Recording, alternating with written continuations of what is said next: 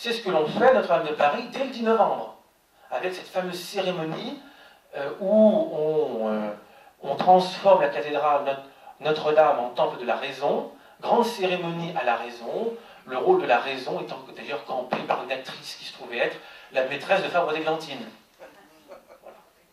Voilà. Il pleut bergère. Et cette déchristianisation va avoir des prolongements jusqu'à la fin de la Terreur. Jusqu'à la fin de la Terreur, elle se poursuit un peu après Thermidor. Après Thermidor, la persécution ne s'arrête pas pour autant, elle prend un autre visage. On n'exécute plus, on ne guillotine plus, on ne fusille plus, du moins pendant un certain temps. On va même prendre des mesures de libéralisation de l'exercice du culte, mais des mesures très modérées. Très modérées. On commence le 18 septembre 1794 en affirmant que la République ne reconnaît ni ne salarie aucun culte. Donc il n'y a plus d'église constitutionnelle. Par conséquent, les prêtres constitutionnels ne seront plus rétribués.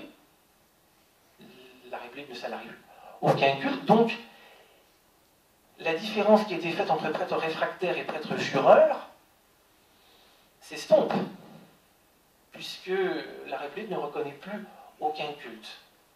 Paradoxalement, cette décision va être le début d'une légère libéralisation, qui est accentuée dans les semaines qui suivent par l'adoption de deux décrets, celui du 22 février 1995, qui affirme que l'existence d'aucun culte ne peut être troublée, et celui du 30 mai 1995, qui rend sous certaines conditions les églises au culte.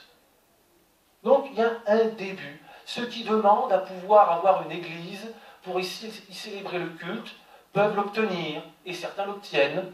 Et parfois c'est le prêtre réfractaire qui revient pour y célébrer la messe. D'ailleurs c'est souvent le cas parce que les prêtres jureurs, il n'y en a plus beaucoup. La plupart ont défroqué pendant la Terreur, et ceux qui n'ont pas défroqué commencent à se demander si ça ne serait pas bien de se rapprocher de Rome. Et certains le font d'ailleurs.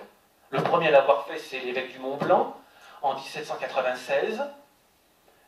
C'est le premier à avoir tendu la main à Rome. Le pape l'a accueilli à bras ouverts. Ça a encouragé les autres. L'évêque de Seine-Maritime et l'évêque de la Vienne se sont rués par le tunnel du Mont-Blanc qui les conduisait jusqu'à Rome. Ils se sont ralliés à leur tour, entraînant un certain nombre de prêtres à leur suite. Et les derniers fidèles de l'Église constitutionnelle, dont l'abbé Grégoire est devenu une sorte de chef autoproclamé, reconnaissent eux-mêmes qu'ils ne sont plus très nombreux. Donc ce sont les prêtres réfractaires. Quand on fait appel à des prêtres catholiques, eh bien, il n'y a plus que des prêtres réfractaires au serment de 90. Donc, ils reviennent, mais ils reviennent sous certaines conditions. On demande d'eux un nouveau serment, politique que celui-ci. C'est ce qui fait que certains prêtres, comme l'abbé Emery, ancien supérieur de Saint-Sulpice, recommandera de le prêter parce que ce serment n'a pas de conséquences religieuses. Bien. Et puis surtout, cet exercice du culte est soumis à un contrôle très strict de l'État. Et l'esprit est au contrôle. Il ne s'agit pas d'être favorable à la religion, pas du tout. Il s'agit simplement de permettre ce qu'on ne peut pas empêcher. Citons Boissy d'Anglas.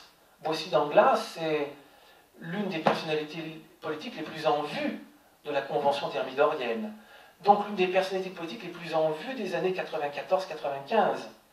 C'est l'un des vainqueurs de Thermidor, un des chefs du centre, député de l'Ardèche, protestant, mais très matérialisant.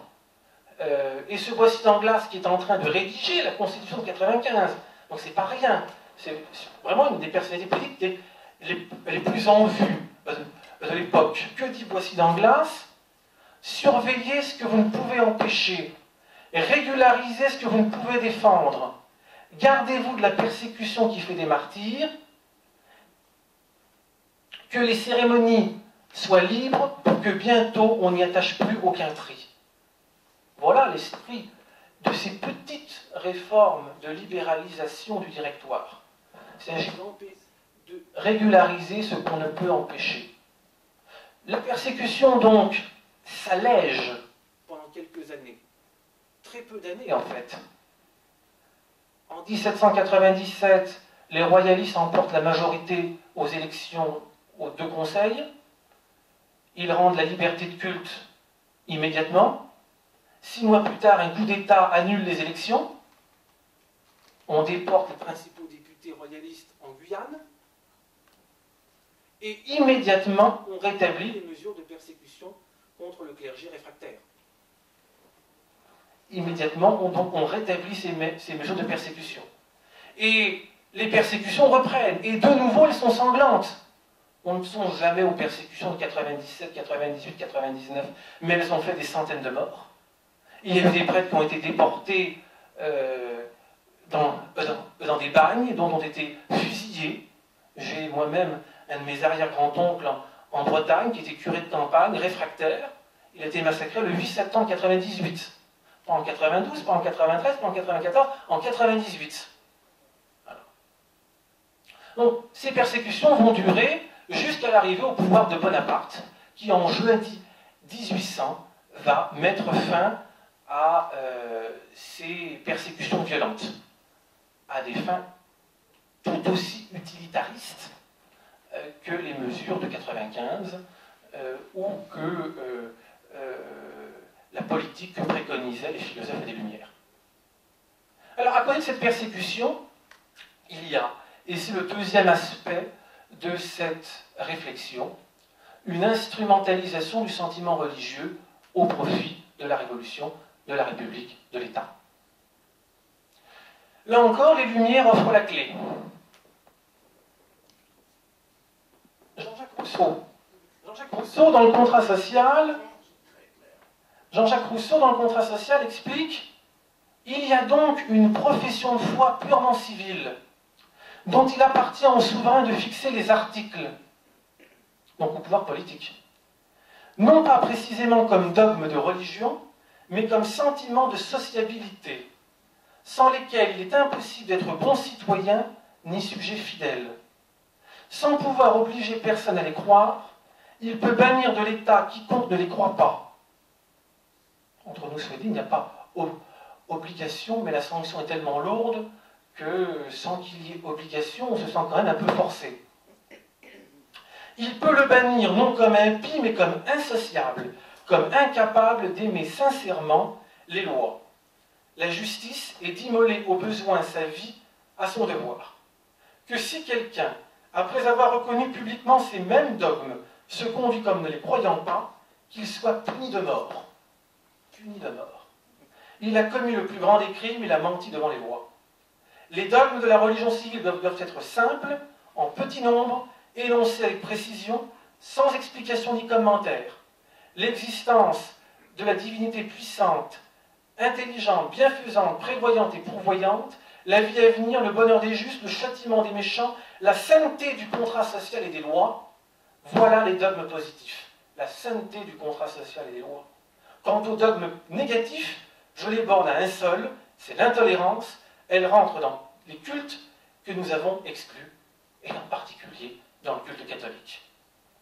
Alors, avec un tel programme, on retrouve l'idée protestante selon laquelle le souverain doit être le chef spirituel de son peuple.